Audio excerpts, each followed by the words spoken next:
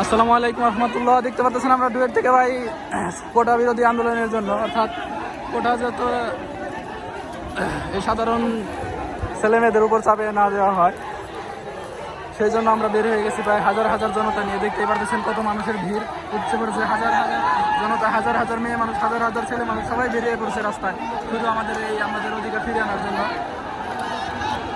তো সবার উদ্দেশ্যে একটা কথা বলতে চাই, যারা ছেলেদেরকে বাইরে বের হতে দেন না, কোটা বিরোধী আন্দোলনে যোগ হতে দেন না, তাদের জন্য আবারও বলে যাই যে দেশ আমার না আপনারও।